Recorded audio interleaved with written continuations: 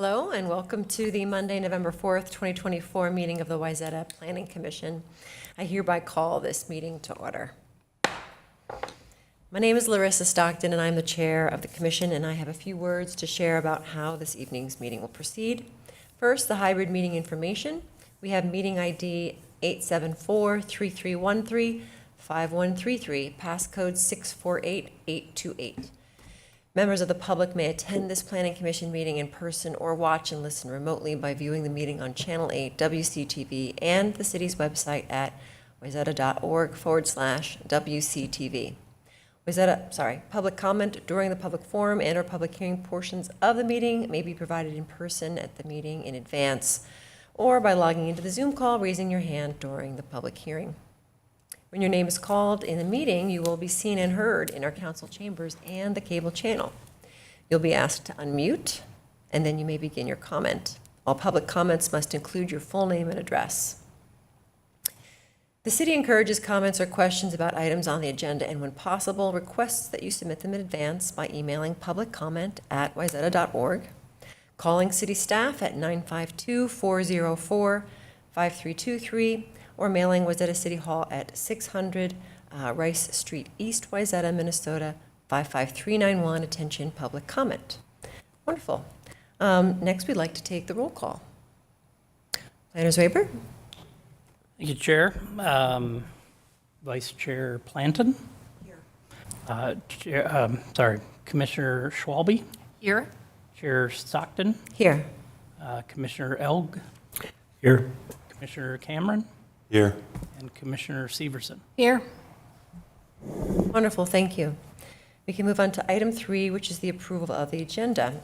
Tonight, on the agenda, we do have a proposed change to the agenda as presented, and that is to include a update by our by Jeff Dahl, our city manager, and I'd therefore like to make a motion to amend this evening's agenda and have that on our agenda, I guess, after the consent agenda item, or at number 4, and replace of and shift them down.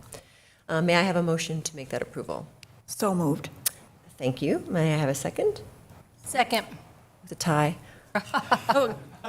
Schwalbe, Commissioner Schwalbe, thank you. Wonderful. The motion is approved, and the agenda is adjusted as follows. Madam Chair, you had a first and second there. Just ask for all those in favor. Oh, Yeah. sorry. I just assumed we were also overjoyed. I don't think it's going to become controversial. Yeah. May I have all those in favor, please say aye. Aye. Those opposed, nay. The ayes have it, and the motion is approved, and we are overwhelmingly joyful to have this change to our agenda this evening. So, please, welcome. Thank you so much, Chair Stockton. Thanks, guys, for amending the agenda. Commissioners, appreciate that. I'd just like to say hello and thank you, really. That's why I'm here. I'm trying to make it to all of our commissions. The commissions do really important work for our community and for our city, city council, city boards, the organization. And we're going to show our appreciation at our volunteer dinner, which is this Thursday. I hope to see you all there. The Planning Commission is unique in that it's a required commission that we have in our organization, a little bit different than some of the wants of our community. Like we're just starting a public art committee. We have an energy environment committee. We need the Planning Commission to go through, certain legal processes. And usually what that means is that there's more meetings, there's more of a formality, and it's not always, fun stuff. It's can be controversial at times. It's really important. So I say that just to get to the point is that I really appreciate your work and your effort of trying to make the community, and you are making the community a better place through thoughtful discourse, your unique perspectives. Thank you, thank you, thank you. And to that end, I know that we have a couple of terms expiring. Commissioner Sorensen, who's now a city council member, we left that that seat unfilled, and hopefully we'll have some good applicants over the next couple weeks to apply, and we'll interview applicants in December. And I believe Commissioner Platten's seat, hopefully you can twist her arm and try to get her to apply again. I'll double check that, but I think that's the case. So I think he Lot means of- for vice chair. a lot of arm twisting going on, I think, in the next few weeks. I think over the next year, it's going to be pretty busy for the Planning Commission, so all the more importance of having such a great commission, and all the more importance to appreciate your work. As we more than likely will have several development projects. I'm usually not on this side of the podium, so I'm not on it tonight. Development projects. We're also moving forward with a lot of our strategic initiatives, and an example of that is what you see tonight regarding cannabis. We're exploring, obviously, additional regulations on cannabis within the city that does some of it pertain to zoning. We're also exploring moving forward with our own municipal dispensary for a variety of reasons. That's a good example of one of our strategic initiatives. Another one, which you've already have discussed and you will be discussing in the near future, is some tweaks, amendments to the R3A zoning district. All of these initiatives are tied to our strategic plan. Our strategic goals in our strategic plan are to diversify revenue, sustain community character and safety, and achieve and sustain operational excellence. There are three there. The first two is what usually kind of can make its way to the Planning Commission. The municipal dispensary part, or that initiative, that gets to diversifying our revenue ultimately. How do we come up with different ways to pay for the city services that everybody wants, but not have it directly impact the property taxpayers, which unfortunately, right now, because there's very limited other options to produce revenue, that's who gets the burden. So a dispensary, if it's profitable, could lessen that burden. So that's a example of an initiative that we're looking at. The other one I mentioned that really kind of goes through the Planning Commission is the sustained community character and safety. Tweaking our zoning code to mitigate issues that we're seeing with just neighborhood character, and so that we're able to maintain what we all love about Wayzata. That's a tough thing because it's not black and white, but that's why you're seeing this go to your body and then ultimately the city council as well. So just wanted to highlight those because we are moving forward with a lot of our strategic plan initiatives, and I'm thankful that we have such a great commission here to provide good feedback and recommendations ultimately for the council. That's all I have. So I'm happy to answer any questions that you may have about anything that's going on in the city, but just wanted to say thank you. So I'll stand for questions. Thank you, Chair. Thank you. Before anyone has any questions, just want to thank you for coming this evening and acknowledging our time here. It's very much appreciated, and I'm really thankful to be a part of this team, and I'm glad we all get to contribute and that it's recognized. So thanks for sharing that. My pleasure. I don't have any questions. Does anyone have any? Yes. I'm curious, Jeff, I know this is new. I'm shocked to hear a municipal dispensary. Are you aware of other communities considering such a thing? I can't even imagine how that works. Well, Commissioner, good question. It is kind of a different business that we're dipping our toes in.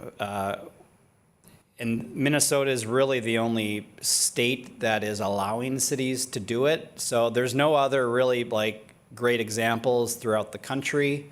I do know that a lot of other communities in Minnesota are considering it, but given where we are in the process, there aren't any other municipalities that are running them yet. But there's probably about 20, 30 or so that are considering it. All kind of similar to Wayzata, it's smaller, so they kind of have a better handle on the market. And ones that, not all of them, but a lot of them have experience running enterprises that are not traditionally governmental, like the liquor store, and especially for us, a bar and grill, which there's only a handful of those throughout the state, and all of them are in out of greater Minnesota. So I think it makes sense for us to explore, given the potential profit and the fact that we're unique already. But that doesn't mean we should do it, and so that's why we're looking at it really closely. So recognizing that you're in the process of looking at it, is there a comparison or contrast you can make for the distribution of alcohol, since it falls sort of in that same category of control as a municipality? Yeah, I think Considerations? that's part of the rationale to explore it from the city council's perspective, is that we could have a better handle on where it's sold, who's buying it, things like that. So that plays into the decision, similar to how it played into the decision to move forward with off-sale liquor. The reality is that most cities aren't going to be doing that, so there's limited control that we have. But for our own community, there will be a degree of that, and that's an attractive component of it. Thank you. I feel like that was a softball. I'm ready for more. Anyone? Cool. Well, thank you so much again. I really appreciate it, and I hope you have a good rest of the meeting. Thank you. Thank you, Jeff Dahl, for coming to tonight's meeting. My pleasure. All right. Approval of the consent agenda. We have one item, the regular meeting and workshop minutes from October 21st, 2024. Does any commissioner have any questions or comments on any of the items on the consent agenda? Nope. Can I have a motion to approve the consent agenda as presented? Motion to approve the consent agenda. Thank you, Commissioner Elg. May I have a second? Second. Oh, it's another tie. I'm going to go with Severson this time. Thank you, Commissioner Severson. Further discussion? All those in favor, please say aye. Those opposed, nay. The ayes have it. The motion passes, and the consent agenda is approved. Next, we'll move to item number 6, as amended, which is the public hearing item. We have one public hearing item this evening, and that is to consider, as previously mentioned, the zoning text amendments for cannabis business regulations. Ms. Weber? Thank you, Chair and Planning Commission. City Manager Dahl kind of introduced the issue a little bit. I will make a couple clarifications. Tonight, we are dealing with cannabis retail businesses. We are not dealing exclusively with municipal-owned cannabis businesses. So that's kind of a decision for a future date. And the other thing I would like to state before we start, the state still requires that we allow at least one non-municipal cannabis retail. So even if we allowed the municipal cannabis retail, there still has to be the allowance for one non-municipal. So hopefully that will set the stage, but we're going to be talking about cannabis zoning today. This would apply citywide. The applicant is the city of Wayzata. Just for a little bit of background, we have a moratorium that will expire at the end of the year for cannabis businesses. So we are looking to move forward with the zoning changes that we're discussing tonight to try to get them established before the end of the year. OCM is an abbreviation for the Office of Cannabis Management. Over the last year, the Office of Cannabis Management has come out with a model ordinance that we will, is the background from what we prepared our presentation today. And they are currently working on rulemaking for the businesses themselves. That is anticipated to be adopted early in 2025, and no business can receive a license until that rulemaking is complete by the Office of Cannabis Management. So we're working parallel, but we want to get our regulations in place before the rulemaking by the Office of Cannabis Management is complete. And tonight we are talking exclusively about zoning. So we have to have this interaction between what the state statute allows us to regulate, and they will be issuing licenses versus the city will be registering the businesses based on not only the regulations in the zoning ordinance, but some business regulations that would be placed in a different section of the code. So the primary topic for tonight is to discuss the districts that cannabis retail businesses would be allowed in, and how we'd address other types of cannabis businesses. And secondary topic will be the buffer maps, which are not a zoning tool, so the buffer regulations will be in that business regulation section of the code, but obviously the buffers will be informative of, depending on what zoning district you choose, the actual areas that would be available for businesses. So to begin, we are proposing to allow cannabis retail businesses, but first we're going to start talking about where retail businesses are allowed within the city itself now. So we have a C1A zoning district, which is kind of in the Bluff district, very minor use of that. But so our predominant retail districts are C2, C3, C3A, and then the series of the C4s, C4, C4A, and C4B. And just in general, C2 are the two shopping centers in town. They're Colonial Square and the Village shops down on Lake Street. C3 is generally along Wayzata Boulevard, located east of Central Avenue. And then C4, C4A, C4B are located downtown along Lake Street. Staff is proposing that the non-municipal cannabis retail would only be allowed in the C2, C3, and C3A. So not in the C1A districts that are kind of scattered a little bit within the Bluff district, and not downtown on the C4, C4A, and C4B zoning district. And we'll get into that a little bit more here when we talk about the buffer maps. So the state allows the city to establish buffers, which essentially create areas where retail cannabis businesses would not be allowed. And so kind of in the upper right, that's the list of the types of uses that we can create buffers for, and these are the maximum buffers allowed. So in blue, those are schools, and we're allowed to create buffers up to 1,000 feet. Residential treatment centers, which for us is the retreat. We're proposing 500 feet. Then it is parks that specifically have youth amenities, and that's 500 feet. Playgrounds, which would be 500 feet, and daycare, which would be 500 feet. So we got the blue, the kind of gray, blue, green, kind of mauve, and then yellow that show the buffers. And you'll see that covers, those buffers pretty much cover the entirety of downtown. So the C4A covers the village shops, so the C2 that is located on Lake Street. It covers the C3 zoned boatworks down on the lake next to the city marina and beach.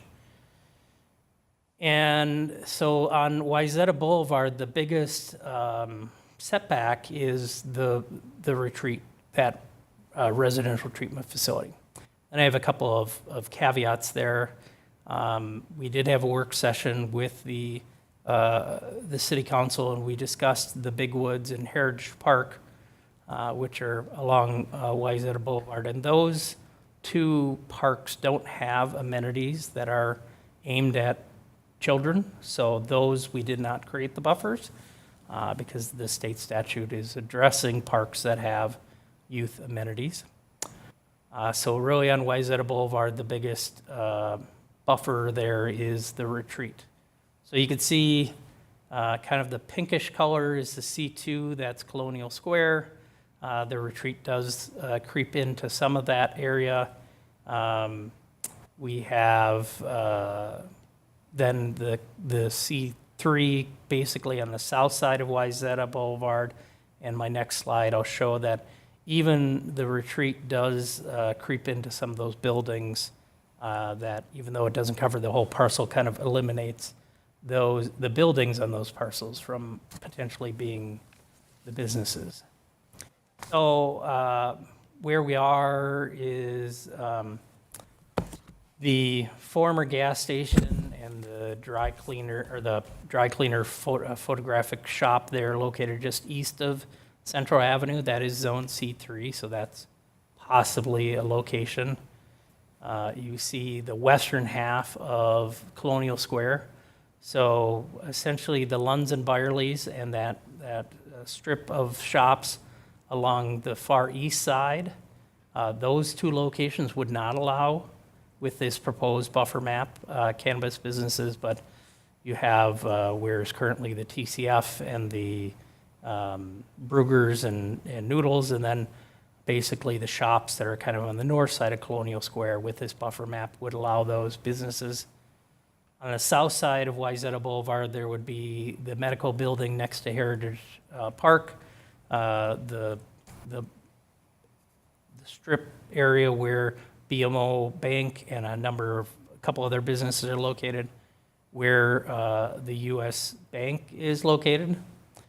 And then you'll see kind of in the middle of the block, those buffers go and cross into a number of those businesses. So the funeral home, the strip retail where there is currently the vape shop, another strip commercial and retail, and then where My Burger is, those all would not be allowed to have cannabis because the buffer goes and touches those buildings. So then it's the BP gas station, the McDonald's, the dental office, those all possibly could have a cannabis business. And then off the map, it was shown on the map previously, which I'll just go back to. There's a couple businesses east of Gleason Road that are zoned R3, and those are possible locations. So maybe I'll pause here to see if you have any questions about how those buffers, in addition to the zoning districts themselves, the buffers further limit the locations where cannabis retail businesses could be located. I have a clarification question.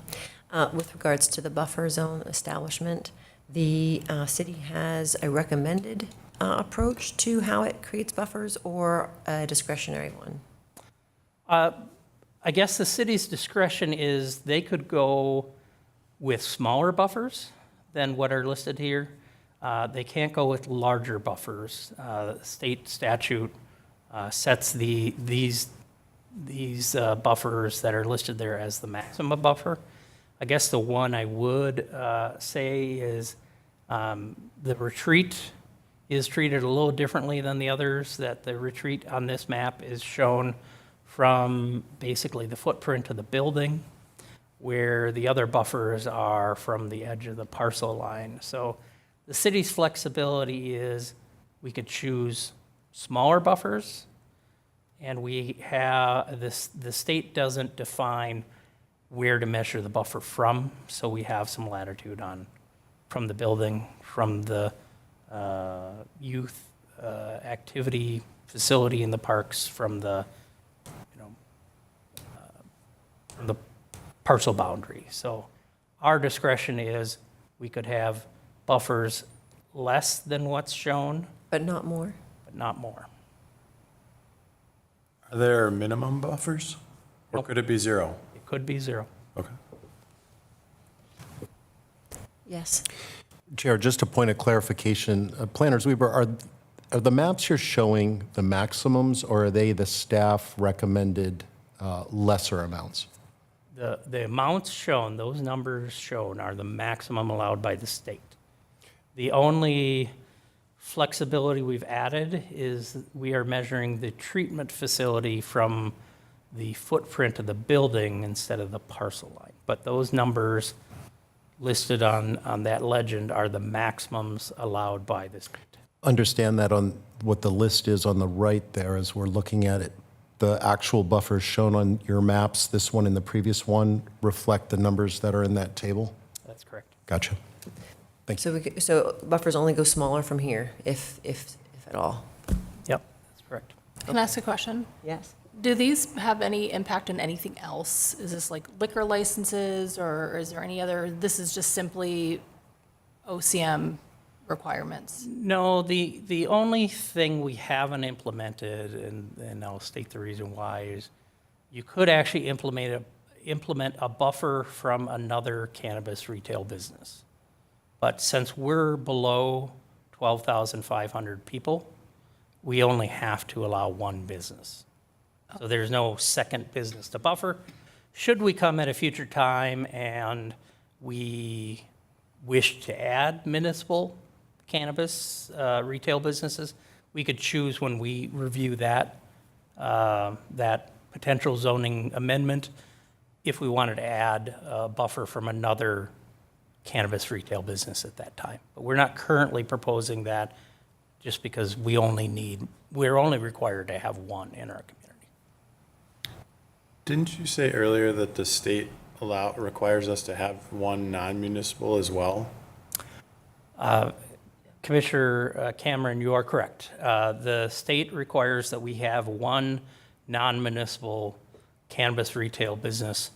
The state does not require us to have a municipal. That would be our choice if we wanted to, but that would be in addition to the one. Now, going back, there is a possibility, and we are looking at adding it to our ordinance, that should there be the number of cannabis retail businesses within Hennepin County that equal or is greater than the number required to meet 1 per 12,500 within Hennepin County, then the city doesn't have to issue a license. The issue is starting off, with this rulemaking, there are no licenses anywhere. So if somebody comes in day one, we have to have regulations in place to address it.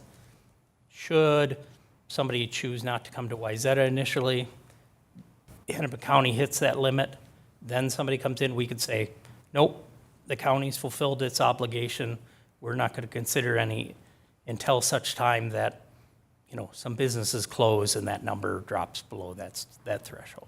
But because there are none today and the rulemaking's just started, we need to start out with regulations that would allow one. So should we include that in the ordinance?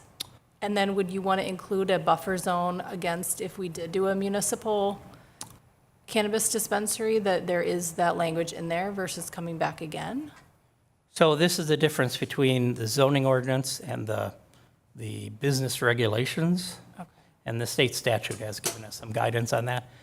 Those are not zoning issues. And I'm sure the city attorney could get into it, but there's some benefits to not having these regulations in the zoning ordinance. And I'm sure you've heard with many land use and zoning issues, you get into non-conforming uses. When you're dealing with business licenses, the rules are the rules. So even if you change the rules, all businesses need to follow the rules as they're adopted. So we want to stay to zoning issues in the zoning ordinance. So even the buffers themselves are not going to be in the zoning ordinance, but we wanted to illustrate what this looks like with what the city council is considering. City attorney, did you have anything you wanted to add? Chair and Commissioner and Planners Weaver, no, I think that's a really good distinction to keep in mind, because even though this is a very big issue, with a lot of different questions and policy for the decisions for the city. The Planning Commission is just looking at the land use piece or the zoning piece. And if you look at any of the city council workshop meeting minutes or packet materials from that, you'll see that there are really proposed changes, and the model ordinance talks about changes to our licensing provision of city code, which will deal with the buffer zone, deal with how many licenses we'll allow in the city or will register in the city. The zoning ordinance that's in your packet is rather short, and it's just where could a business be located? That's really your question tonight. And I think the buffer zone, I'm glad that planning is bringing the buffer zone to your attention because it interfaces with that question of where, but that'll actually be approved as part of council's decision on the licensing piece. Am I correct that there is some form of cannabis that is sold at our city restaurant, the Muni? Yes, and I will get to that in my next couple of slides. So could I Okay. defer that question? We'll get to all the types of cannabis businesses, including the ones that exist. That could be a complication. So if we're okay kind of with the buffers and zoning, okay? No, I have a question. Yeah. So the Big Woods area where the treatment facility is that's part of our parks and trails, correct? Well, I know with this one, maybe I'll go back to the next slide. The retreat is privately owned, so Right. the retreat is not public, but you'll see green on both sides. So Big Woods are both to the south and Right. to the north. So, looking at the state statute and that the parks to have the buffers are parks with youth amenities, the city council looked at that and said, Heritage Park, Big Woods, they don't have amenities aimed at youth. And so we're not gonna have a buffer for that. But the retreat, which is in the middle of it, that's a residential treatment facility, and that would have a buffer.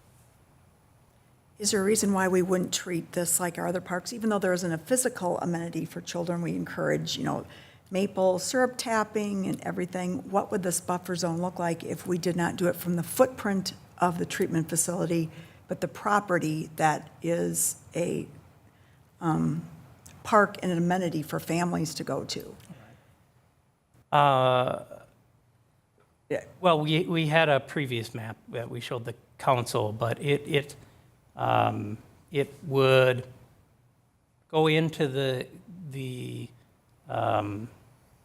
Colonial Square a little bit, but it wouldn't change the Colonial Square a whole lot because, that western boundary with the retreat is already addressing Colonial Square. It would, not so much Big Woods, but Heritage. Heritage would eliminate both the C3 on the west and the C3 on the east. But even with Big Woods, it would still allow the dentist, McDonald's, BP, and then the businesses to the east of Gleason. But again, tonight, we're not adopting the buffers. Correct. We're adopting what zoning district, but they do interplay. So that's why I want to show what staff has proposed as the C2 and C3 with the buffers that we discussed with the city council. What do those buffers look like? And then could you also define the C3A Yes. and why that was established and how that would impact these decisions? C3A, you'll see on the legend, there are no properties that are currently zoned C3A.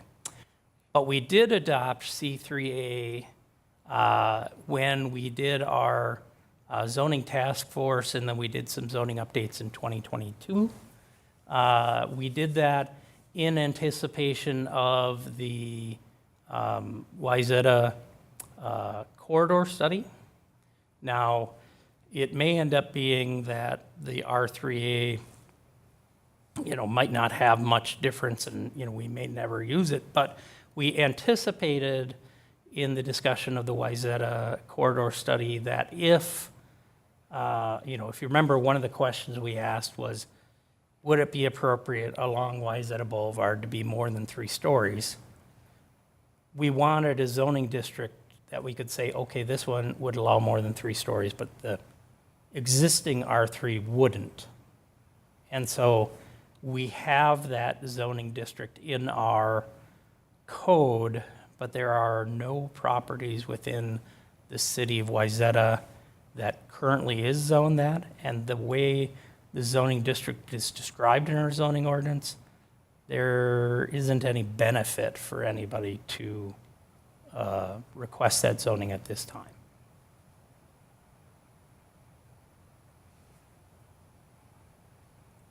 Complicated, I know.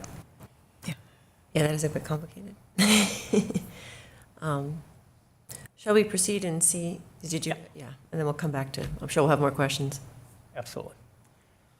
So talking about cannabis businesses, you know, we had previously, and with that buffer map, talked about cannabis retail businesses. Staff is proposing C2 and C3 and C3A. Ultimately, you're going to make the recommendation for that, but there are a number of other businesses that are anticipated within the state statute, and they're listed there in those bullets. Cannabis cultivation, which is basically cannabis farming. Cannabis manufacturing, which is taking the cannabis flower and turning it into another product that would be for sale. Sometimes, commonly that could be like gummies, or that could be processing the flowers. Hemp manufacturing, similarly, is taking hemp and turning it into a different product for sale. Wholesaling of cannabis, that would basically be connecting the farming, the cultivation with either the manufacturing or the retail. Transportation, businesses focusing on moving cannabis from one location to another. A business that would deliver cannabis to somebody's home. And then the final one, this is the one that Commissioner Spalby had mentioned, edible cannabinoid product retail. That's the existing businesses in town. So that is the Muni, that is the vape shop on Wayzata Boulevard. They are allowed to sell low-potency hemp products which fall under that edible cannabinoid regulations. And so they're now going to be licensed under the Office of Cannabis Management, but it's a business that exists today. And so what we are recommending, or maybe better acknowledging that our code already addresses, is that there is non-cannabis manufacturing currently allowed in the C3 and C3A as a conditional use. Therefore, cannabis manufacturers could apply for a conditional use under those same zoning districts and those same regulations. The edible cannabinoids, we are already regulating them under chapter 722 in the city ordinance, and we are not proposing any changes to that chapter. So the existing rules on the edible cannabinoid products would stay in place. The businesses that currently are allowed to sell those would continue to be allowed to sell those, but only those products. And then finally, those other businesses, the city doesn't allow agriculture in any of our zoning districts. The city doesn't allow wholesaling or transportation in any of our zoning districts. So the staff basically proposes to not add those to our zoning ordinance, which essentially prohibits those businesses. So cannabis cultivation, cannabis wholesale, cannabis transportation, cannabis delivery would be prohibited from the city. Now, cannabis transportation, cannabis delivery, I want to kind of parse that out a bit. That's the business that does the transportation, or the business that does the delivery. So this would be the offices that support that transportation or delivery. That is where those vehicles are stored or maintained or repaired. There's no regulation we could do that would prevent a cannabis transportation business and their vehicle from moving throughout the city or stopping at a cannabis business within the city. Same with delivery. We're just not allowing those businesses to be headquartered in our city.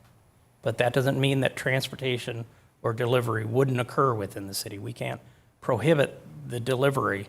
We just can prohibit that business from being headquartered or officed in our community. So DoorDash or For Uber example, or Lyft or any of those could Yeah. pick it up and deliver. None of those businesses have an office in the city, but many of them operate within the city. Are there So further slides too? I have Can we, just a very basic, next steps kind of slide. This is my presentation. okay, because I'm sensing questions on this slide, and I have a few clarification ones, if it's okay. The first is, so it looks like of the list of possible business types, we can really only do hemp manufacturing, right? Or no because manufacturing? we don't, So well, no, maybe let me back up. Cannabis manufacturing, hemp manufacturing, manufacturing's allowed as a conditional use within the C3 and C3. okay, So somebody could come in with either of those businesses and ask for a conditional use permit for manufacturing. so it's a possibility. Yes, it's possible. So cannabis manufacturing and hemp manufacturing are possibilities. Yep. Because they're manufacturing. They would require the conditional use permit, but Right, possible. but they're possibilities. Yep. There's a process. But cultivation, wholesale, transportation, delivery, headquartered here is not possible. Another company somewhere else could distribute via transportation modes. That's what happens. But we're really just looking at strict sort of retail, like as in sale. And does that include like, since there is a edible category, does that include like, I sell coffee beans and coffee, you can sit and eat coffee and drink coffee and have, does it include that kind of a retail layout? The, Like you can purchase and enjoy? yeah, there are regulations to that, but like, you could go down to the Muni and you could buy a low potency, cannabinoid drink, and you could drink it at the Muni. So conceptually, it's not just sort of a store format, it could potentially be an eatery. Potentially. Just, the scope isn't just like, because in my mind, I'm initially thinking, go to store, buy product, leave, right? But that might not be the case. But we would regulate it, like that, basically as multiple businesses then in that case. Like if it was, Like a if it was with a Caribou coffee shop, coffee they would shop. have to meet all the regulations of the coffee shop as well. Right. So all the parking, all the, same thing if it was a restaurant, they would need to meet all the regulations of the restaurant in addition to the retail business. Right. Interesting. So there, the amount, just for example, the amount of parking we require for a retail business is 3 stalls per 1,000 square feet of the retail business. The amount of parking we require for a restaurant is 15.2 stalls per 1,000 square foot of business. So there's quite a bit more parking that's required with the restaurant than there is with the retail business itself. Okay. Is a Caribou coffee shop considered a restaurant then? We do have a coffee shop is a separate business in our code. Okay. And just, like, what's to say that a coffee shop that sells cannabis products isn't a coffee shop? Like, how does that work? Well, so we still get into our other regulations. So there's only one business that's allowed in town. Yes. So if the business was located where there's also a coffee shop, we would need to make sure that all the regulations are met. Got it. But then they can't go anywhere else. We're not going to have then a cannabis restaurant as well because Right. there's only one. Right. Unless it's a non-municipal. Well, we're proposing the non-municipal. Okay. There is the possibility that the city may choose in the future to allow a municipal. And the city would have to abide by the same zoning that we're proposing for a business? No. We have, What we're asking the city council to adopt does not include municipal cannabis. So I see. we would have to revisit the regulations should we go down that route. How much of a change that is to zoning, I'm not sure. But we would need to address that at a future date if we chose to add that. Yes, Commissioner Schwalbe. Because the Muni is down by Lake Street, Yep. which would be outside of where these others, the privately held ones, would be allowed. That's correct, and we've been having that discussion with the city council. Chair, question. Yes. Is there, okay, I'm sorry, go ahead. I was going to let you finish. I had a question similar vein. Planner Weber, but the city has to abide by land use, correct? Yeah. So as it sits today, right, should this all get approved and go forward, and we said that cannabis was only allowed in C2, C3, and C3A, the city decided they wanted to open a municipal operation, they would have to open a municipal operation in one of those, in C2, C3, or C3A. Is that correct? If that gets adopted today, those are the regulations. Now, don't know what the city's going to do, but those are the regulations that we're asking you to recommend. Okay. When the city looks to amend the regulations to add the municipal cannabis, they could choose to look at the buffer maps and choose if they want to modify the buffer maps. They could choose to ask the planning commission to consider changing the zoning district that it's allowed. Particularly if they ask that, they would have to come back to you and we'd have to have a new public hearing. You are correct that a municipal cannabis retail would have to follow the regulations that are adopted in the city code. Okay. Even though we already have one exception to the rule at the Muni. We do not have an exception for the cannabis retail business. It's not an exception. Edible cannabinoids is a separate type of business that is regulated by the city code today, and the city has an edible cannabinoid business.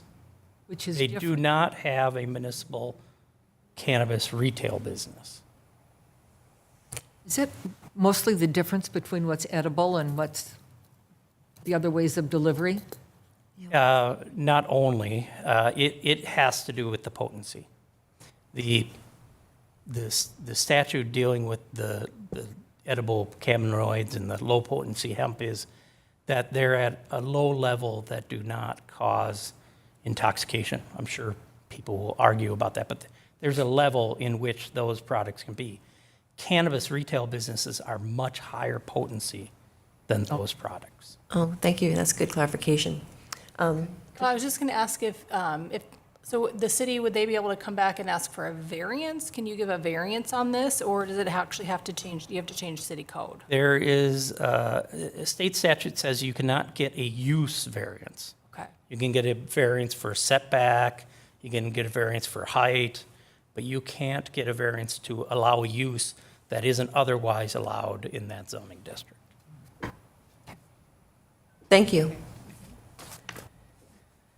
Is there more presentation? The rest of the presentation is a process to complete the meeting, but if anybody has any other questions, and actually I can go to the next slide because we are essentially in that first of the next step. We are. Which is, the commission talking to the applicant at this point, which is city staff. The city is the applicant. Following any of those questions, we would conduct the public hearing. And then following the public hearing, we could return to discussion and eventually a motion. Okay.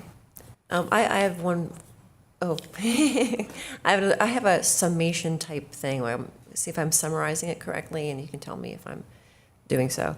So it looks like we're not really looking at all at whether or not there's any safety. That's all been covered by these zones. It is what it is on the zones. We're really looking strategically as to, if the city would like to shrink the zones later and do its own cannabis distribution or retail, But now it works in the city's favor to maximize the zones, limiting the locations and the desirability of them, essentially, by doing the larger buffers.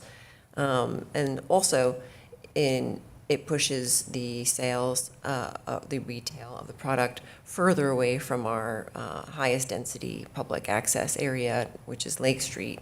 And in doing so, for all we know, the retail of cannabis is going to be flawless and easy and no issue whatsoever, but it allows, by pushing that buffer out, right, and it allows for sort of a slower adoption of the integration of this new area of sales. Are those fairly accurate, kind of? I guess I would make two clarifications. First, the only way we could expand the buffers and therefore limit the areas that we showed on the map is if we measured the treatment facility from the parcel boundary, not the building footprint. I guess I have 3 points. Second one would be you could choose to only pick one zoning district to allow cannabis businesses. So you could just pick C2, which would basically limit it to Colonial Square.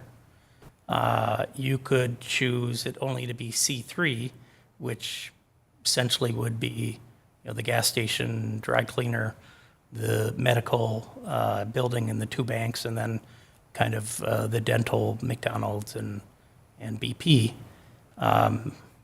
But the city council met at a work session and, was trying to find that balance of, as you say, limiting locations, but it isn't the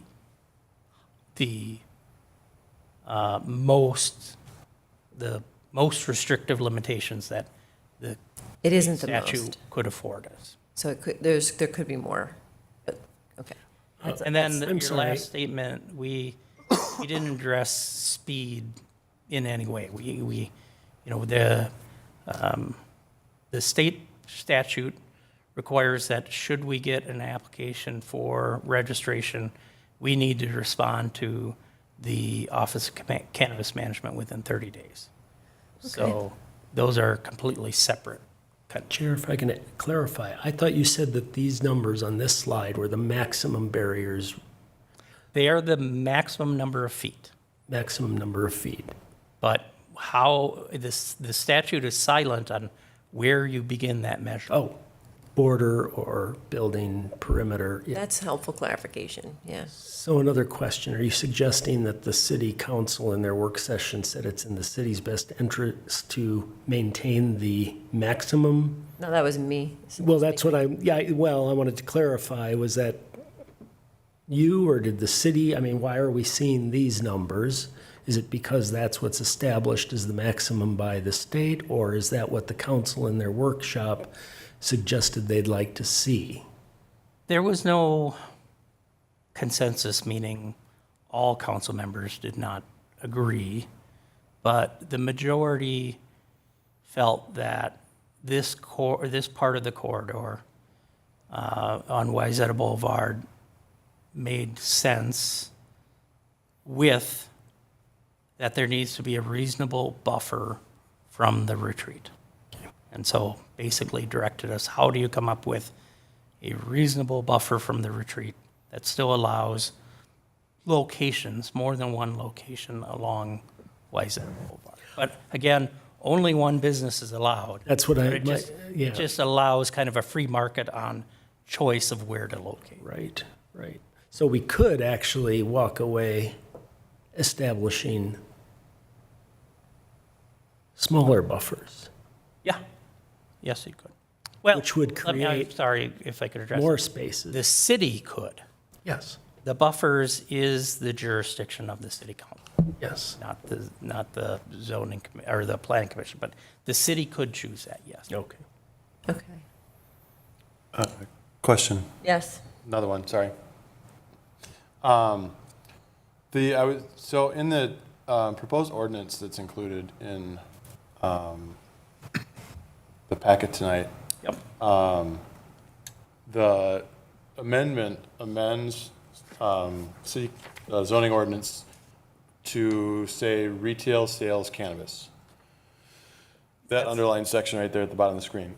And my question is, the last 6 words, and lower potency hemp edible retailers. So does that then cause the Muni and the vape shop and these places that are currently governed by, I think you said 722 in the city code, to be non-compliant and have to cease? No. Thank you for that question, though, Commissioner Cameron.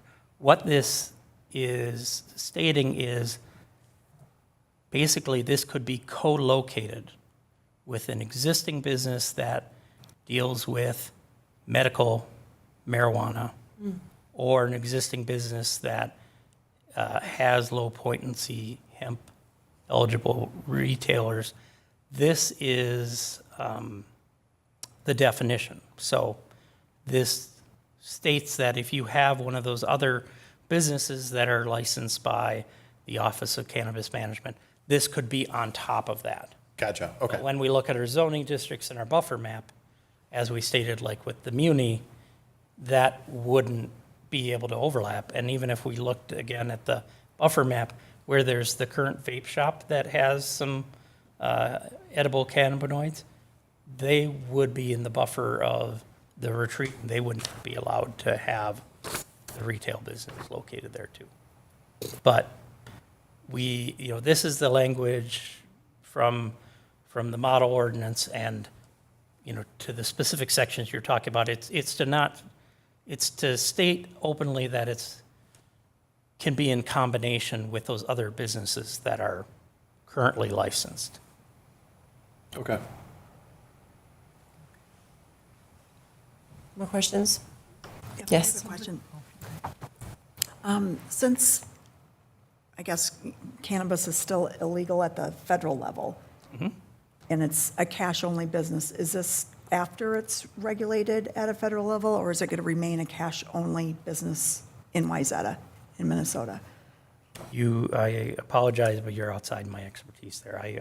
I do not understand the interplay between state and federal regulations on cannabis. Okay, I so only right know- now it's a I only cash, know what the state rules are and how they apply to municipalities. okay. Chair and Commissioner, I'll just say that's certainly a general topic that's discussed a lot, and I think it is a challenge for cannabis businesses to do banking, to get insurance, to get leases for retail location properties. So much of what the city is doing is what the state requires the city to do because of the new law. And as Planner Weber said, the state is in the process, the Office of Cannabis Management is in the process of making rules so that businesses and cities have more guidance. So there are a lot of gray areas, and you're touching upon one that maybe isn't gray, but is kind of a challenge and is in motion.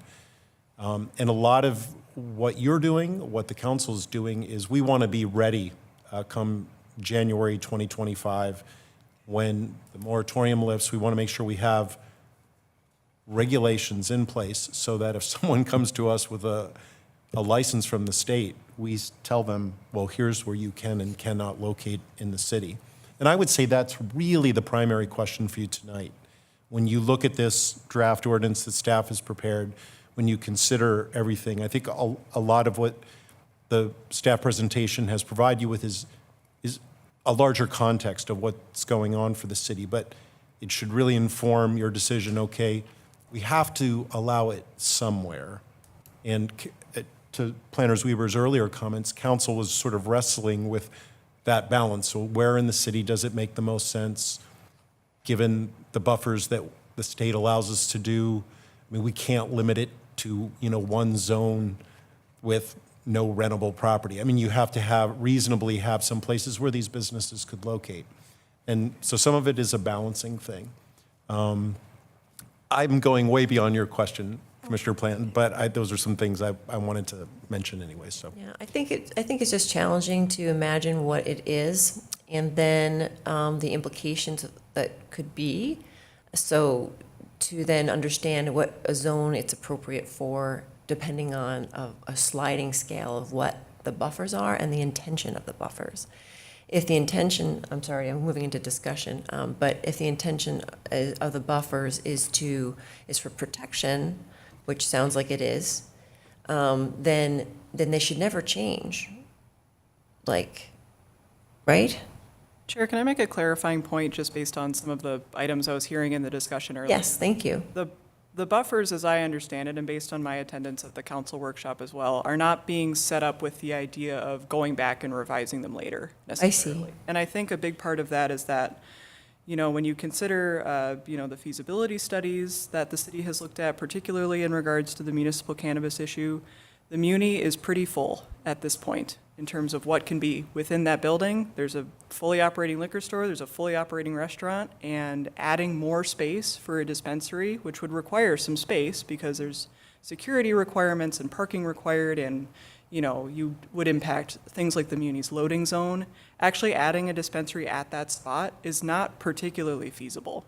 So when we're looking at all these buffers that overlap all over the Muni, there's not necessarily a discussion in the background that goes, oh, we'll relax those later so that it's easier at the Muni later. So I just want to make that point and make sure that the Okay, yeah. It sounded like they were a bit of a sliding scale for a while there, but now it doesn't sound that way. we've got what we're proposing, which is the maximum that the state allows with the, caveat that we'd be measuring from the building at the retreat instead of the property line to allow for that along Wayzata Boulevard. And that's based on the conversation that we had at the council workshop. Was that a complete and total consensus? No, but that's the majority of what we heard from council and what we're acting on. And Chair, and I would just add, I appreciate that point too. I think it might be helpful to understand that a muni dispensary, municipal cannabis dispensary, does not necessarily need to be located where the current muni is. Matter of fact, to Planner Quallis's point, I think council was thinking more that it might go up on Wayzata Boulevard if there were to be one. So that might be helpful to think about it that way too. Thank you. Okay, well, are there any further questions of staff?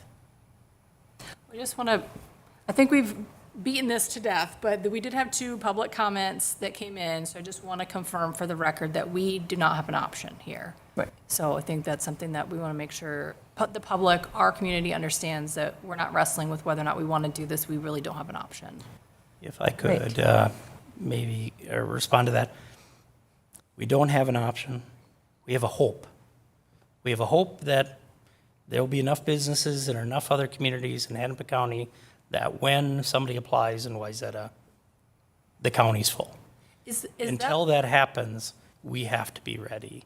Is that the stance of the city, that they really don't want to do this? Or do you have an idea of what the city believes? Like, are they, I mean, obviously, Jeff There said that are they a number considering- of options in the model ordinance of what language to pick. And one of them would be not to have any number limitation.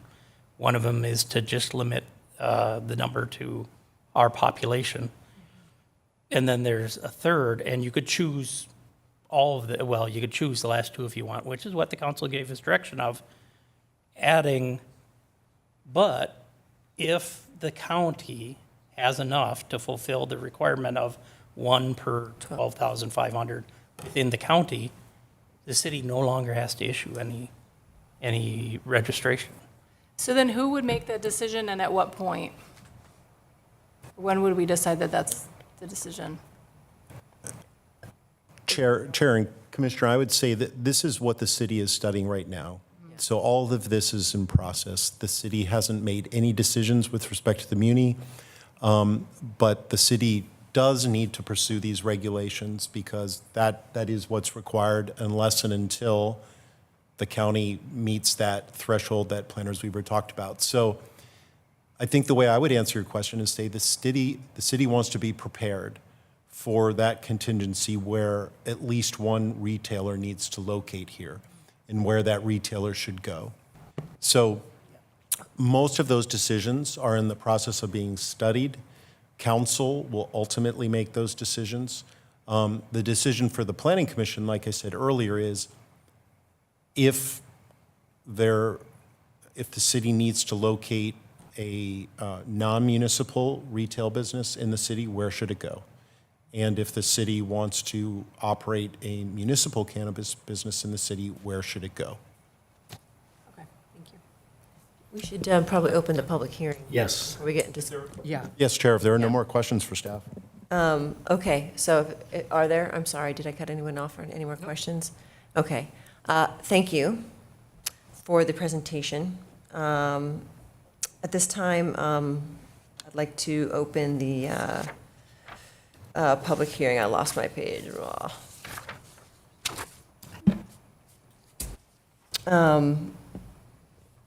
Is there anyone here this evening who would like to come and speak? If you would, please come and state your name and your address and your affiliation.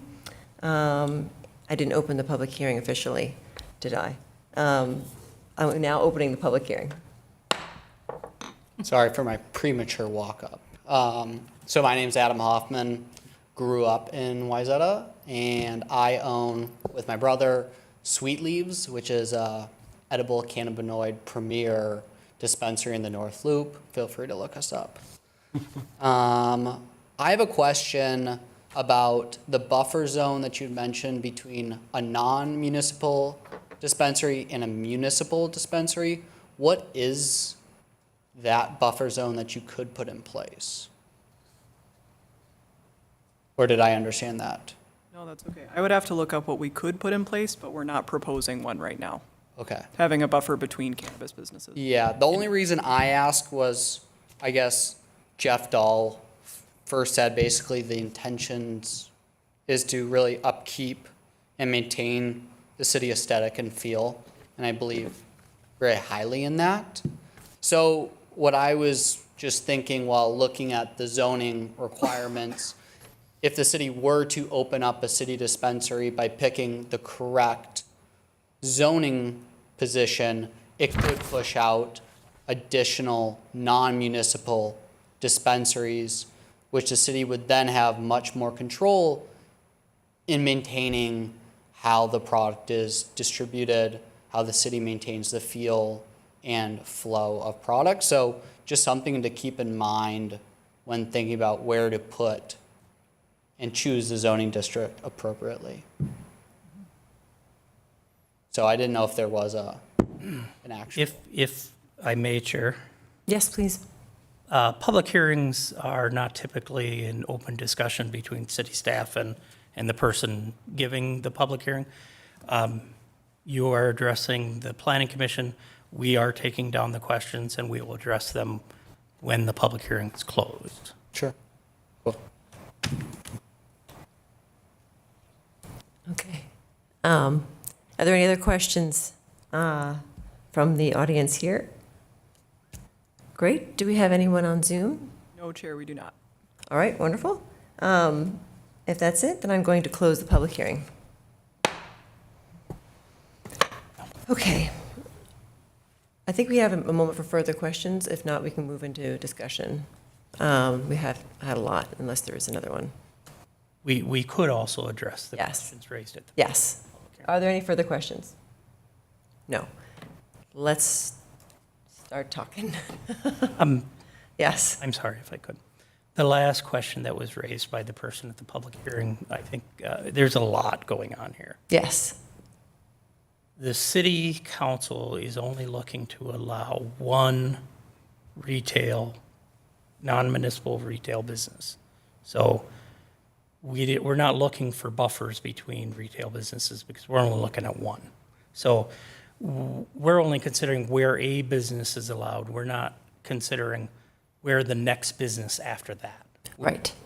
So a business is coming, and we're looking to see where this business is going, given the current buffers as they're established. the non-municipal cannabis retail business. Non-municipal, and given the buffers which are the council has voted on those buffers? No.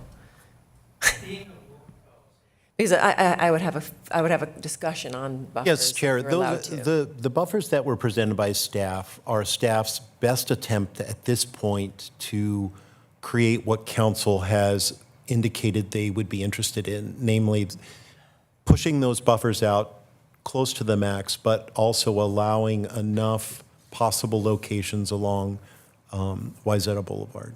Yeah. So that's what staff has attempted to do. We believe that that's what council was asking for, but until council actually adopts those, when they adopt the registration part, licensing part of this, the non-zoning part of this, we won't really know. Right. But I think it's, again, I think it's just good context for the commission to understand that even if, you know, you direct us to prepare this draft ordinance and report and recommendation for you next time, it's not that a business could locate anywhere in C2, C3, and C3A if it's within a buffer zone. It couldn't. So it's actually less than all of C2 and all of C3 and all of C3A because of those buffers. And is it of our purview to discuss the buffer zones at all? It's not within your charge. I think if the commission had some strong feelings like those buffer zones are too constraining, they're too big, I think the council might want to hear that. And it could be a comment in the minutes, or we could incorporate it into the report and recommendation. I mean, if it doesn't change, it wouldn't change the ordinance, though. No. Yep. And could we have the map up? Thank you. All right, well, would anyone like to begin the discussion? Sure. It sounds to me like the language is somewhat templated from the state on this ordinance. Is that correct? The scope of the ordinance is limited to what the state has given us authority. Okay, very good. So we have sort of the basics covered in that ordinance at a required level by the state. So I think that gives us a great starting point. I mean, I don't know why we would change it from where it is. The city's given us some good direction here via what we've seen today. I'm willing to accept the buffer zones, although I would personally express that I think they're too limiting. But for tonight's purposes, I'm fine to just accept what is shown here, given it's the maximum that the state requires. I think what they've provided Commissioner, thus far is fine. To be precise, Chair and Commissioner, sorry to interrupt. I just want to make sure that it's what the state allows. It's not what it requires. Yeah, so again, these buffer zones could be much smaller. They would allow less. Right, yeah, but this is what the state allows. Yep. Thank you, Commissioner Elk. Yes. So just, I mean, random. Got it, sorry, thank you. Just random thought, right? So what if what we're here to discuss, right, is where the city can put it, right? And what if we were more prescriptive even and just said C2 only? Right, which then forces that to be pretty much located in the village center, right, instead of along Wayzata Boulevard. You are correct. You are identifying the authority that the zoning or the planning commission has. You get to pick what zoning districts and possibly limit them. Just to clarify, it is Colonial Square. Right. That's fine. But it's Colonial Square that's located there at the northeast corner of Central Avenue and Wayzata Boulevard. And with the buffer that's proposed for the retreat, it's not even the entire Colonial Square. So just to carry out what that impact would be, you have a single landlord that would have all the control over where any cannabis retail business would be located. But it is Well, your and again, that would- authority to choose what zoning district is located, and it could just be one zoning district if you wish. But that doesn't mean this council would necessarily accept that.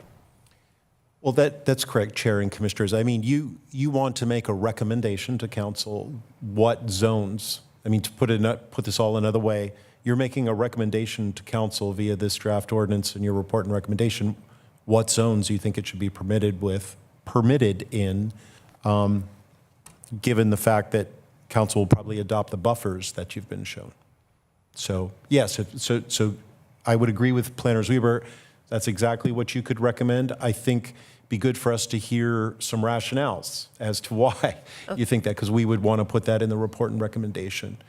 You know, what, when you're thinking about a zoning ordinance amendment, you're thinking about possible adverse effects on the area. Got it.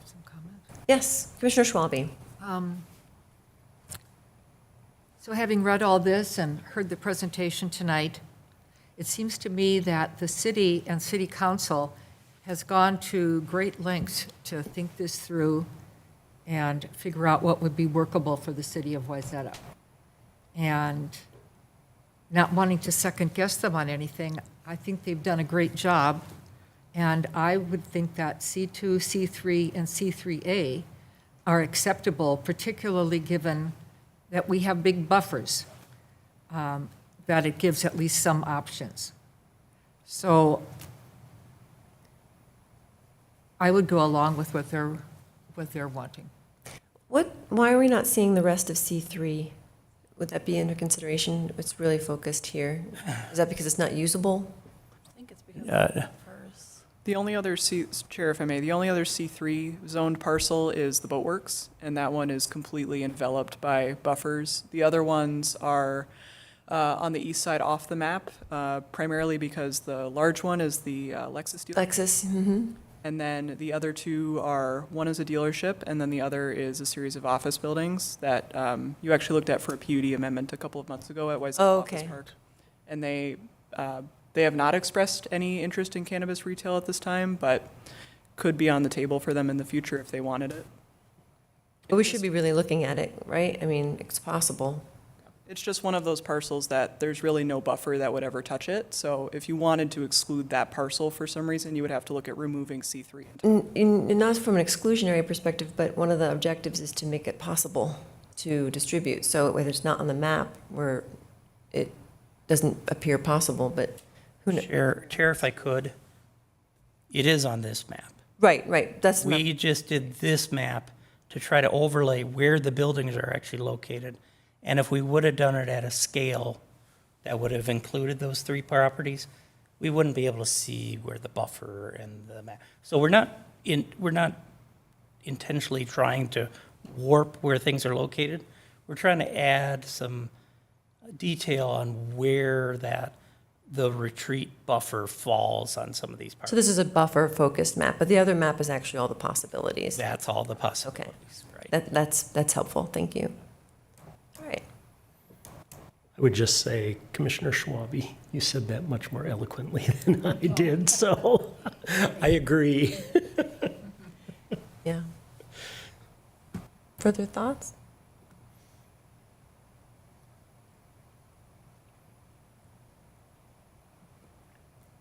Commissioner Planton? Yeah, I agree with my other commissioners that there has been a lot of thought into this, and I can see the logic behind it. I'll still go back to my concern that we have a treatment facility, and then we're putting this cannabis retail so close to that, and to the big woods, but I understand having these buffers, it would limit by, if we increase the buffer to the footprint of the property that the retreat is on, and the big woods as part of our parks and trails is on, it would really limit the rest of Wayzata Boulevard. So I reluctantly agree to where they've set the buffers and their decision. Further comment? Yeah, I mean, I would just say, I don't know, this is appropriate to say, but I don't know anybody that wants a cannabis dispensary in Wayzata. I mean, I don't hear that from residents, so I would say, I mean, I hate to say it, but I mean, put us, where do we want it, and then fit it into that. I mean, I feel like Colonial Square probably would be a good place for it. Probably, you know, I don't love that it's across the street from the retreat, but I certainly don't think there's anywhere else in the city that would be a viable option. So, I mean, I would even say C2 and remove the buffer altogether and just open up all of Colonial Square of any one of those, you know, any one of those retail locations, and then take away everything else. But maybe that would be the only thing I would consider, right? Because isn't C2 that's the only property of C2 is Colonial Square, correct? The other property that is C2 is the Villages down on Lake Street, but with the buffers Yeah. down there for the other uses, that's eliminated. I mean, that's one way to keep it out, because to Planners Zweiber's comment, it's one landlord, and they could make the rent so high that we would never have one. But yeah, to me, I don't want to do it's not that. business friendly at all. Yeah, and I don't want to do that. I want to, you know, work within the spirit of what the state of Minnesota is requiring of us, but at the same time, I also don't want to, you know, just kind of anywhere it wants to go. I think the more we can protect and the more we can, you know, limit where it is to where the city actually wants it to be and where our residents would find it palatable, I would probably want to do that while balancing the requirements of the state. Yeah, I mean, it's clear a lot of work has gone into this, and it's also clear that it's kind of goes around a whole block of thought, right? It's like, well, trying to understand the requirement, trying to understand the buffer's intentions. The intentions of the buffers could have an adverse effect by limiting something to one specific area or causing business unfriendliness or something of the sort. It may, you know, regardless of your view as to whether it should or shouldn't be, or it's desirable or not, it's going to be here. So we're really looking at, one, where should it be? And then two, the city has stated an intent that it's looking at it as a revenue stream. So there's a likelihood that there's going to be something. And then the question is, well, how limiting do we want to be on the inevitable in a way that it could, if we're too limiting on the inevitable, we could have adverse consequences, even though the intention would be to adopt something more slowly or something like this through planning, right? So To that end, and Commissioner Alga, I think you mentioned it, the landlord, can the landlord say no? I mean, if we said it's allowed in Colonial Square and we have it in our ordinance, someone wants to come in and the landlord says, no, we don't want that particular business, that's fine and good, right? That's not, from our perspective, I I'm going guess. to make one brief comment and then turn it to the city attorney, because creating an ordinance when we believe the intent is no businesses could come in doesn't pass. and I don't think that that's what we want to do, and I'm not advocating for that at all. I'm just wondering if we pass the ordinance and the landlord has then an ultimate authority to say no, is that fair? it Is that fair falls- to the businesses? Is that fair to the ordinance itself? I'm going to turn it to the city attorney at that. Well, Chair and Commissioner, I've heard it said that we want to follow state law, right? So we need to make sure that our ordinance is compliant with the policy decision made by the state legislature to legalize cannabis businesses and require cities to allow at least one. And so where we would get into trouble if we said, oh, okay, you can locate in one property in the city where we know the landlord will never rent to you. That would set us up for a lawsuit, right? that would be bad. But I think what Planners Weber said earlier was purely speculative. We don't know what that landlord would or wouldn't do. I mean, presumably they're in it because it's a business, and if it's a viable business, they'll want to entertain that business proposition. So I would focus less on that and think less about that and think about, okay, are we within the letter and spirit of state law, which requires us to allow at least one cannabis retailer in the city? Can we look at this map and say, yeah, there's not just one, but many places within Colonial Square that they could locate, not just one there, but, up and down Wayzata Boulevard within these 3 different zoning districts the city has. I mean, again, when we looked at this as staff, we were thinking that way. What's the balance that we can strike that, works with the direction we've received from council and what we know we need to do legally. So I think based on that, I think the work that you've all put in is, I think this is a good and reasonable, and fair. It's within the spirit of the law, what the state requires. I think it's fair and equitable and can be palatable to the residents of this is where it would go. So comfortable with that. Question sort of related, well, directly related, but kind of related to land use. So, City Attorney, one of the things you said was 1 for every 12,500 citizens of Hennepin County, right? And just roughly that means would be 100 businesses, in Hennepin County. And at that point that number is reached, then what happens? Do you know? Well, yeah, under the language of the statute, the city wouldn't be required to register any cannabis businesses Okay. at that point. Regardless of what our statute says or what our ordinance says? No, we would have to follow our ordinance, but in the ordinance, the model ordinance that we're looking at has language that says if you ever reach that point, we don't have to issue a registration, is what it's called. Okay.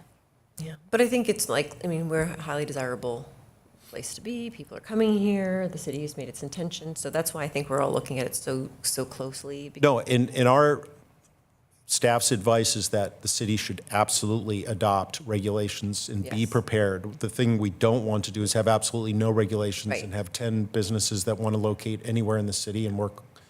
We haven't really thought through that, where we want these businesses to be located. So yeah, council wants you to make a recommendation about where, and they're going to make the policy decisions about how many. They're going to, obviously with public hearing and input, look at whether or not to do the municipal dispensary. So this is a really key part of it, though, is the where. Yes, it is. Chair, may I ask? Yes, and then we'll go back to Commissioner Cameron. I can wait. Okay, Commissioner Cameron.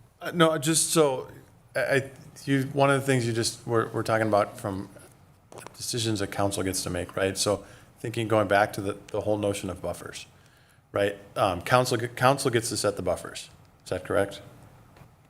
Yes, council will be looking at that when they adopt the sort of licensing side of the regulations. And I think we've gotten some guidance in terms of this is kind of where council is leaning today, but that hasn't been decided for sure, right? So I think my question would be, if council decides that the buffers to minimize the buffers, right, to make them smaller than what we see on here, right, does that bring any of these other C2 and C3 properties into play? Yeah, absolutely. I mean, I don't know if you saw in the news, the city of Minneapolis decided they weren't going to adopt any buffers.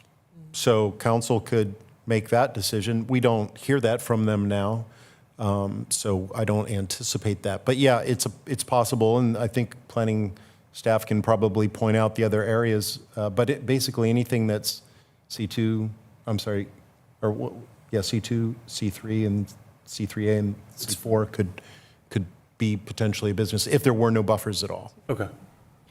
So to flesh that out, going beyond Wayzata Boulevard, Yep. the 2 properties that are zoned either C2 or C3, C2 or C3 that are currently within a buffer are the Boat Works, down where Sixsmith is, and the Village Shops. What is it, Baja Cafe and Maggie's and those. So if the buffers went away, those 2 spots would become available. Well, except the daycare kind of overlaps those, doesn't it? I was just making the comment if all the buffers went out. Oh, even, okay. But we have, as you can see there, many overlapping buffers. Yeah. You would have to make the decision to either shrink all the buffers For to some next to reason, I nothing just- or get rid of them altogether. For some reason, I just assumed that school and daycare would just never go away, but, Well, just to give you a little insight on why St. Paul came up with a similar regulation. They were looking at like their downtown where they have multiple, floors. So it's like if there's a daycare on the Skyway, or, does that mean the first floor can't have it? Or, they were really looking at both the vertical and the horizontal buffers. But as the city attorney stated, none of the city council members are advocating for the removal of buffers. They want buffers. It's just the balance, as the city attorney said, of buffers, but also allowing some locations for a business to what's the locate. process for changing a buffer in terms of difficulty versus changing the district that we ultimately, so for example, like how much more discussion would there be? Because it's starting to sound a little bit like the buffers could change with council, as council changes. So we just want to be careful, we just want to know, the buffers are a consideration for today, but they're not. Yeah, Chair, I don't think that, first of all, the direct answer to your question is it would be easier to change the buffers than the zoning ordinance designations, because the former is just a change to the city code that council could do without a public hearing. Right. Whereas changing the zoning ordinance requires planning commission report and recommendation, public hearing, much longer, more involved process. That said, I think I agree with what Planners Weaver said earlier. It's unlikely that councils are going to play around with these buffer zones. They're going to be set and forgotten about, I think, particularly when we're talking about a policy decision of limiting the number of licenses in the city or registrations in the city to one. It's not, I think this would be a much bigger issue if we were a city like Minneapolis or St. Paul, where you might have dozens and dozens and dozens of businesses that want to all locate in the same areas or near schools or that sort of thing. So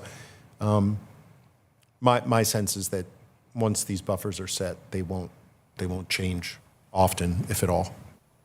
Excellent. Thank you.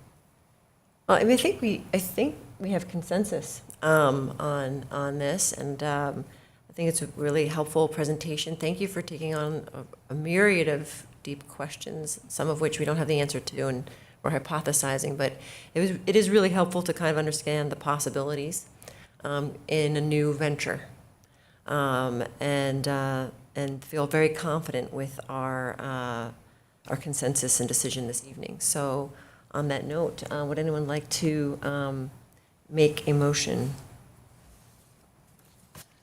to direct staff to prepare a draft report and recommendation for, with appropriate findings, I don't know, as requested in the application for the allowance of C2? Can we go back to the map? Or is it right in front of me? Yep. Yeah. I don't see them listed there, but We didn't list the actual, Yeah, Chair, I think you could just ask for the motion is on that screen. I think the record. that's fine. Yeah, consistent with staff's recommendation. Thanks. the draft Wasn't ordinance sure if we had that's- to list the actual, I don't, go I don't, back to that I don't then? think so. Chair, the draft, is it? the draft ordinance in your packet, I would take that as the recommendation. Got it. And then if you want to amend that, that should be a part of the motion. But No. just make the motion, we're going with what was included in your packet. Yes, we don't, well, would anyone like to make the motion to not make any changes as it was read there? As it was, I'd like to make a motion that the Planning Commission direct the city staff to move forward, or we accept the we need the line. recommended ordinance in the Planning Commission packet. I've heard all the pieces we need to hear. If I may, Chair, just put it into a proposed motion for you to ask for a first. Yeah, to direct staff to prepare a draft planning report and recommending approval of the proposed ordinance prepared by staff with appropriate findings for review and adoption at the next planning commission meeting. So moved. Thank you, Commissioner Elke. I have a second. Thank you, Commissioner Schwalbe. Any further discussion? All those in favor? Aye. Aye. Any opposed? The ayes have it, and the motion passes. The draft report and recommendation will be on the consent agenda at our next meeting, and after adoption, will go on to City Council for consideration. Oh, no. We're not done yet. Okay. Thank you very much for all of that detail and guidance in this complex consideration. Okay, so next we have other items, which is number 7. We have 2, review of development activities, and B, A is review of development activities, and B is a planning commission meeting schedule. Thank you, Chair and Planning Commission. Development activities, probably the biggest one you've noticed is, I believe the address is now 310 Wayzata Boulevard, the 910 Wayzata Boulevard, the retail building that goes along with the bank and the office building that's already been constructed. They are currently demolishing the previous building, the original building, and we're working on the building permit review for that. 2 other items we're working on, but not necessarily building permit related directly, is we have approved the development agreement for 201 Lake, which is Westway condos, and they are putting their development and construction team together. So we haven't received a building permit from them yet. We've prepared a draft development agreement for Moments Wayzata, and we'll be working with their legal and construction team to move that forward. We have received a building permit, but that building permit is on hold until we get the development agreement addressed. Planner Quarles, did I miss any other important development activity? I think the only other thing to mention that the Planning Commission would be interested in is, obviously, we had a wonderful workshop talking about issues in the R3A district a couple of weeks ago. We're putting together a community survey on those issues that'll be primarily directed towards residents of the entire R3A district, but obviously we got a lot of feedback from you guys, so we'll be engaging with residents and engaging with builders in the month of November. We'll also be holding a community meeting around that as well, sort of an open house format in November. And then from there, you'll see those changes come back to you in the form of your regular public hearing process. So just wanted to give an update on that item. Great, thank you. And the schedule is before us, no changes? Any changes? Just to make you aware, related to what Planner Quarles had mentioned, on the 18th, we will be bringing the Planning Commission report and recommendation on the cannabis that we talked about tonight.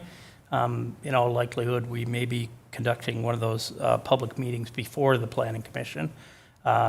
You're not required to attend.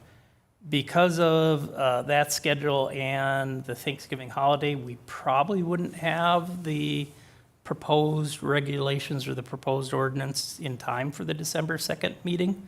So it's too early to do it for sure, but we may be canceling the December 2nd meeting, but we will be holding the December 16th to review the R3A in some form. Wonderful. That's the development count. Thanks for the heads up on that. If that's everything, thank you, everybody. That concludes our agenda. Can I have a motion to adjourn? So moved. Thank you, Commissioner Plancy. May I have a second? Second. Thank you, Commissioner Cameron. Further discussion, all those in favor say aye. Aye. Those opposed, nay. The ayes have it. The motion passes, and the Monday, November 4th, 2024 meeting of the Wayzata Planning Commission is now adjourned.